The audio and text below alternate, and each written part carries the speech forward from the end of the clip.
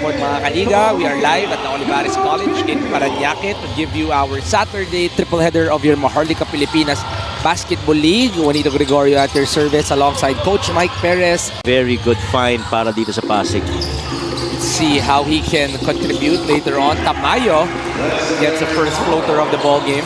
It's no good. Rebounded by Aaron. Si Warlo stops, pops, and drops for Warlo Bata. 4-0 to start the ball game in favor of Pasig. So to Lester. On one, Galicia versus Gonzalez. Likes the matchup. Feather, good. Wow. Too easy for Jacob Galicia. Everything clicking for Pasig. You go to the low block, you get it to one of your best post players. Chance here, finally.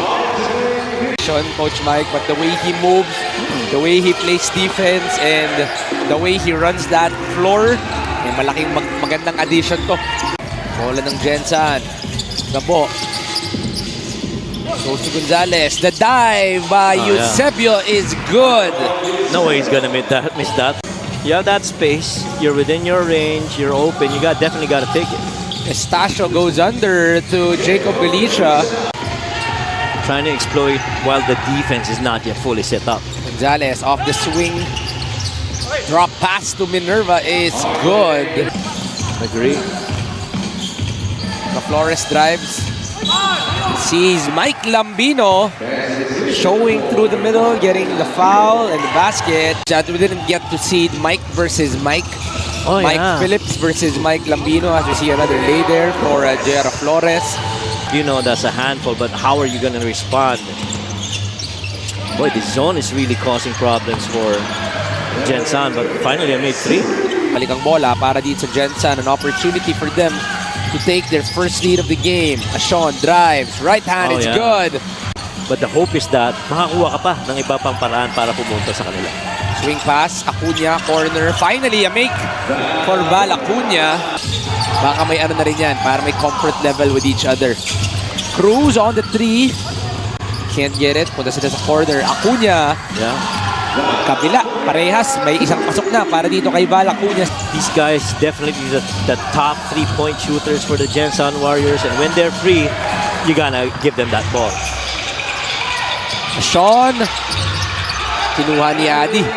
But that's still gonna be 2 points for Jensen Warriors. Want to change things here. Japs drives. Euro. Floater is good. Gets the bump, the basket, and the bonus. Natin dito kung magkakaroon din ng comeback. Etong Pasig. Sean Andrews on the drive. Sean just too quick for any defender. He feels the backing of his coaches with that drive. Batak answers with a triple on the other end. It just got deflected. They go corner. Cruz doesn't even go down. Warlo. Batak. Are we going to see a slam? No, but it's still going to be a 2 for Warlo. Even on the defensive end.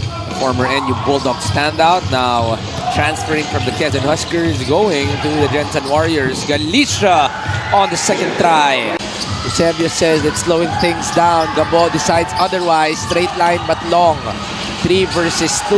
Matakbo si Batak. No look pass. Galicia will be fouled from behind by Marwin Junicio. That's going to be his third. And one thing that has changed really for Pasig in this game, in my opinion, has been fast breaks. They have been looking for transition very early in this game. Aaron Estacio, 2 former St. Clair guards who I think was able to play with each other for a year before Fontanilla transferred to UST. Pacquiao on the same leg landing. Stream, Boom 3, waterproof speaker, unstoppable sound, ultimate power. Jagar, straight line and in, off the wing. Gabriel cannot give it to Garcia. Punta sila sa ilalim. Batak against Fontanilla. Trabaho, pero supal etong si Batak. But the foul is gonna be called. Elvis. Coach Elvis is livid. Only because he understands na, the team is already. Andrews and Cruz return to the ball game alongside Larry Rodriguez on the defensive end. Lambino chops in. Aaron Estacio off the back, smiles and finishes a 5-point swing. Andrews pa rin. Marito kay Mark Cruz. 6 seconds remaining. Cruz on the drive. Goes to Larry. Ball is tapped. A second remaining. They throw it away. And Aaron Estacio doing everything in the final 30 seconds to get this 3-point lead. But yung karamihan na nakukuha nilang paint touches is really out of the offensive rebounding. We have not seen a dribble drive, penetrate, get paint touches, and spray it out. Juan Estacio, ito naman, takbo na naman ang Pasig. They go to Kid on the layup, will be fouled. Hit on the face by Josh Fontanilla. They go down low post. Good Cross spray. court. Cruz, another three There you is go. finally good for Mark Cruz. They're gonna need that kind of play to work. They like this, they go to Adi. Santos, the other Santos. Nice Drop pass to Adi. Santos connection works. Ang pagtakbo ng Pasig pero meron pa rin sagot on the half-court setup itong tropang Pasig. Galicia, the first jumper is good. Offensive rebounding kadalasan para sa Gensan Warriors. Wala masyadong tumatahi. Kailangan atakihin yung paint. Fontanilla, far out. Straight line in for Josh Fontanilla. Rodriguez, just a little too short, but they get the steal and a fast break for Adi Santos. So 5 minutes and 55 remaining here in the third. Two-man game, can't get the pocket pass. Bata. Well read, but that's gonna be personal foul. Si Josh Fontanilla. Nelo Santos drives baseline. There The you go. beautiful Euro for Nelo Santos. Nelo trying to run that basketball. Slows it down, finds a cutter in RJ Minerva. Labas kay Nelo. Wide open, in and out, but Minerva gets a second chance. Try and secure offensive rebound and that stick back. Ito na ang kalamangan ng Gensan here in the ball game. Maloles goes down to Galicia looking for that fadeaway. Can't get it, but Maloles stays active. Early screen with Antonio Sebio. Looking for someone to show. Acuna! Not even a lot of space. Sabi nga nila, shoot or shoot. 7 out of 31 para din sa Gensan here in the ball game. Bautista, little step side. Answers right back on the other end. Shooter baka mo usapan. Sali ako dyan. Jumps Bautista yan. So not really one for Gensan. They have 16 for passing. Another turnover for Gensan. Andrews against Bautista. Bautista wins the matchup. The ball in the basketball. Corner. Acuña's made one. Back-to-back triples for Val Acuña on the same side. Alam ko si Justin shooter yan eh. Oo naman. Tsaka ano yan? Nag-golf na ngayon. Change career. Japs. Wow. Carlos Jagars being denied by Nelo. Good hand. Pero balik ang bola kay Japs. He attacks. Spin is blocked by Nelo Santos. Thank you for that, Daphne. Gabo. It's been quiet in the ball game, Coach Mike. Pero ito, I think may height requirement. Pasok naman siya doon. Huwag na tayo pumunta sa usapang ganyan, ha? Oo. 4-point swing in favor of Gensan. Pareho lang tayo hindi papasa doon. Kaya masaya na tayo dito. Oo on naman. the sidelines. Ito naman talagang ating passion. Pero mapapatagal pa dahil itong ang pangarap nitong si Aaron Estacio. Diup can't get it to go. Oh, John Gabriel is down. Aksidente atang tinamaan pag-ikot ni Larry Rodriguez. Jagars looking to attack. Shooter on shooter. Switch by Adi Santos. Step back. No space. Blocked by Larry Rodriguez. Tabo. Punta rito kay Val Acuña. Drive. Float. Still short sa pagkakataon. Finally a make. Aaron tries to attack early. Goes to Warlock. Swing pass. Turnover for Pasig. 4 versus 3. Hesed looking like Ray John Rondo. Won't be there. One-on-one. Larry on the drop step. Malakas. Battle for the loose ball. Warlock gets it. Pushes it. John Gabriel all alone for the lay. Extreme ang subok at kompletong appliances brand ng Pilipinas. Estacio challenged up by Minerva Garcia. Straight line and in. Jagars gets the lead. Gabo on the other end. Answers right back. We have a shootout in Olivares.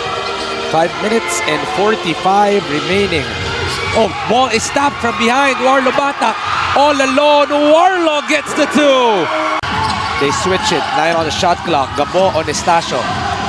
Estacio, Fader, trademark. Good! For Aaron Estacio. 70-70. We're only on our first game of 3, but we are already on a good one. Marwin Junicio answers right back on the other end. Bola babalik dito sa Jensen. Junicio, punta kay Gabo. Defended, but the guts of the veteran Hesed Gabo, 6 points here in the fourth. Gabo has been red hot in the quarter, 8 points in total. Gabo looking for a friend, Nice swing pass. pass, Fontanilla dribbles in, floats, good for Josh Fontanilla. Over to the shooting guard tong si Hesed Gabo. The Flores on the fader, extra pass turnover para sa Pasig. Fontanilla tap from behind, stolen, 3 versus 2, short para kay Jagar. They don't want to Again. switch this. 8 seconds remaining. Marlo blitz by Flores. There is a push, but there is no whistle. Jagars all alone for the lay. Cuts the lead down to 3.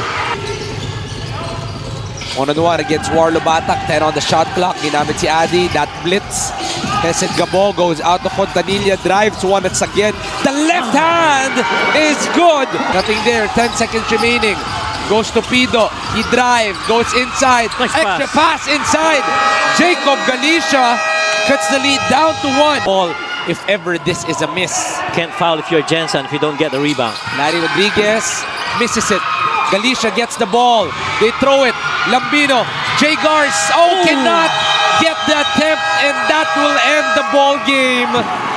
Jensen escapes via a 1-point win. What a ball game we What just a ball watched. game, right. Coach Mike. Well, understandably, he wanted a better percentage shot, but he did not have time. Well, one guy that really stepped up in the fourth quarter is their leader, their point guard, and of course, one of the lead guys here in the season, Hesed Gabor, player of the game, brought to you by Sports Plus, the official sportsbook of the MPBL. After struggling in the first half, he was 3 out of 6 in the second half. 14 points, 3 rebounds.